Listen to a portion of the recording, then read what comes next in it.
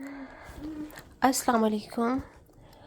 Now talking about female health, polycystic ovaries जो कि almost about 60 to 70% of the female population को है, इनमें यंग एज ख़वातीन जो हैं वो मोस्टली इन्वॉल्व हैं और जो कि most of the times apparently बिल्कुल हेल्दी भी लग रही होती हैं, कोई सिम्टम्स नहीं होते, बट इनसाइड उनका हार्मोनल डिस्टर्बेंसेस हो रही होती हैं और फिर बाद में उनके इफ़ेक्ट्स भी आ जाते हैं जो कि बैड इफ़ेक्ट्स हैं और डिफरेंट सिस्टम्स पे इनके इफ़ेक्ट्स हैं। एक्चुअली ये हार्मोनल डिसऑर्डर है और इसमें ओवरीज की अल्ट्रासोनिक अपीयरेंस मतलब आप अल्ट्रासाउंड पे पिक होता है कि अपीयरेंस चेंज हो गई है, लेकिन बॉडी में जो सिम्टम्स आते हैं वो भी हम डिस्कस करेंगे। तो यूजुअली कॉजेज़ में क्या आता है कि इसको कॉज क्या करती हैं पॉलीसिस्टिक ओवरीज को। First of all insulin resistance, यानी कि किसी भी वजह से हो सकती है, बहुत सारे कॉजेज़ हैं इंसुलिन रेजिस्टेंस के।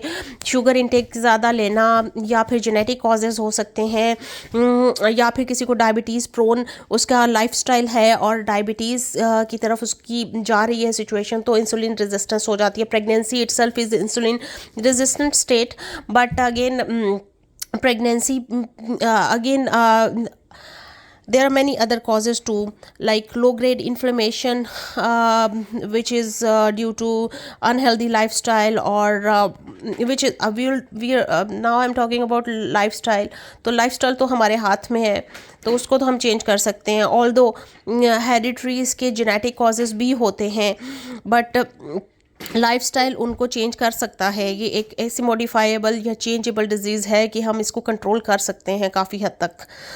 और एक्सेस एंड्रोजन्स जो हैं ओवरीज से रिलीज़ होते हैं, जिसकी वजह से एंड्रोजेनिक सिम्टम्स आते हैं कि मेल लाइक लुक आ जाएगी या मेल लाइक सिम्टम्स आ जाएंगे, आपके हेयर फॉल होना शुरू हो जाता है, ओबीस होना शुरू हो जाती है, नेक पे जो है ब्लैकनिंग हो जाती है और बॉडी हेयर ग्रोथ ज़्यादा हो जाती है, वेट गेन बहुत ज़्यादा हो जाता है अराउंड एब्डोमेन, यानी कि बेली के अराउंड वेट गेन ज़्यादा हो जाता है।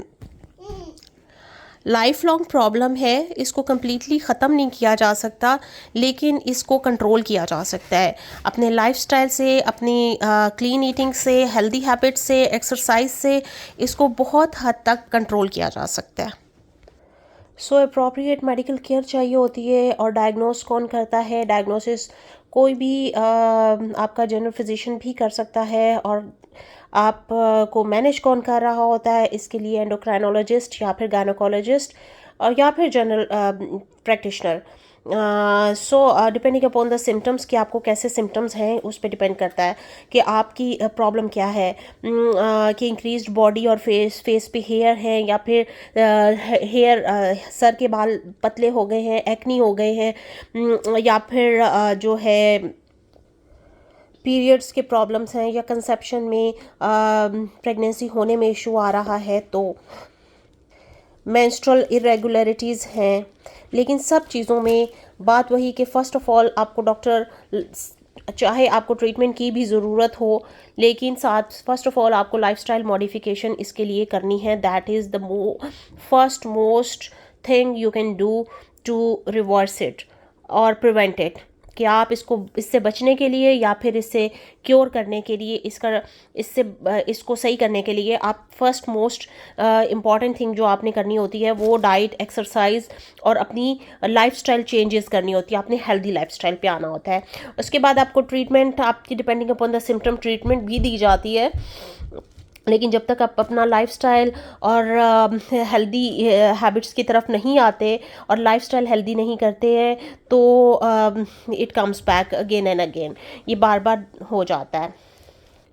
और ज़्यादा एडवांस्ड केसेस में शुगर, ब्लड प्रेशर हाई होने की सूरत में जो है शुगर की दवाई भी देनी पड़ सकती है, लेकिन अगेन वो एक डायबिटीज़ में चली जाएगी, एक बीमारी से दूसरी बीमारी शुरू हो जाती है। यानी कि पॉलीसिस्टिक ओवरी से डायबिटीज़ का ख़तरा होता है, हार्ट कंडीशंस का भी ख़तरा होता है, चूँकि ये पूरा वही एक डिज़ीज़ ट्रायंगल स्टार्ट हो जाता है। और बाकी स्टैटिन्स वगैरह दे सकते हैं कि कोलेस्ट्रॉल लॉयरिंग मेडिसिन होती हैं, और हेयर ग्रोथ को कम करने के लिए मेडिसिन दी जाती हैं, या फिर कुछ physical methods of hair removal भी आप अप्लाई कर सकते हैं।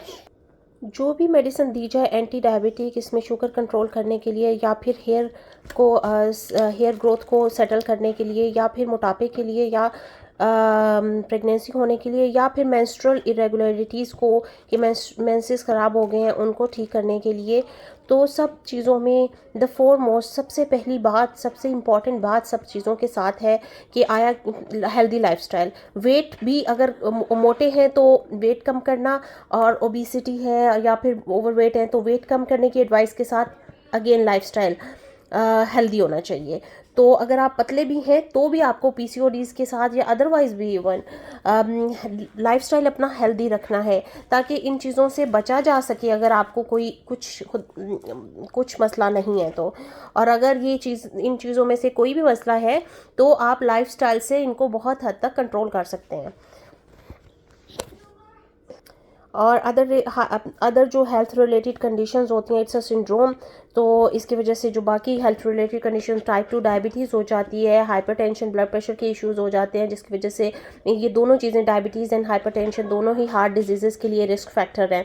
और अगेन पीसीओडीज़ इंक्रीज़ करता है यूट्राइन कैंसर का रिस्क भी। Although its cancers are rare but those are there, so be careful. और एक और बात है जो कॉन्सेप्ट क्लियर कर दूं कि ये वर्स होती है एज के साथ या फिर इम्प्रूव होती है, तो ये बिल्कुल चेंज नहीं होती है। Once it happens it only changes और goes away for some time, और एपिसोडिक है, तो ये जाती है तो सिर्फ लाइफस्टाइल चेंजेस से, या फिर अगर सर्टेन प्रॉब्लम्स कोई हैं तो उनको आप ट्रीट करना होता है। But basic lifestyle changes is the basic treatment to prevent it and to cure it. इसमें पेट के इर्द गिर्द आप कैसे आइडेंटिफाई कर सकते हैं कि आपको अगर कुछ भी नहीं है, तो पेट के अराउंड वाला एरिया ज़रा ज़्यादा जो है वो वहाँ पे फैट्स आना शुरू हो जाती हैं, मोटापा होना शुरू हो जाता है। और अगर ये सीवियर हो जाए तो joint pains, headache, skin issues and फिटीग रहता है, बंदा थका हुआ रहता है, इवन कॉन्स्टिपेशन जैसे मसले भी हो सकते हैं, कब्ज़, पेट के मसले, और डिप्रेशन, एंजाइटी। हार्मोनल थेरेपी के साथ only weight gain 5% of the weight gain से बहुत सारे वेट लॉस से बहुत सारे सिम्टम्स इम्प्रूव हो जाते हैं। इवन अगर आप बॉडी का 5% ऑफ द वेट भी लूज़ कर देते हैं तो आपको बहुत ड्रास्टिक, बहुत इम्प्रूवमेंट, चेंजेस नज़र आना शुरू हो जाती हैं। ठीक है, लेकिन ये वेट लॉस वाली जो स्ट्रैटेजी है ये सिर्फ मोटे लोगों के लिए, जो ओवर वेट हैं, जो अपने बेसिक मेटाबॉलिक इंडेक्स से अबव है। लेकिन जो कुछ नॉर्मल वेट के लोगों में भी हो जाती है इंसुलिन रेजिस्टेंस, जिसकी वजह से पॉलीसिस्टिक ओवरीज हो सकती हैं, उनके लिए हेल्दी लाइफस्टाइल एंड सिम्टम्स के अकॉर्डिंग ट्रीटमेंट है। और अगर कंसेप्शन में प्रेगनेंसी होने में प्रॉब्लम्स हो रहे हैं तो अगेन अपने आप को एक हेल्दी वेट पे लाके एक हेल्दी लाइफस्टाइल मेंटेन करके उसके बाद 3 to 4 मंथ्स के बाद आप कंसेप्शन की तरफ जाएं। और इसमें अगर बहुत ज़्यादा प्रॉब्लमेटिक है और ओवुलेशन के प्रॉब्लम्स हैं तो आर्टिफिशियल रिप्रोडक्टिव असिस्टेड रिप्रोडक्शन भी की हेल्प भी ली जा सकती है।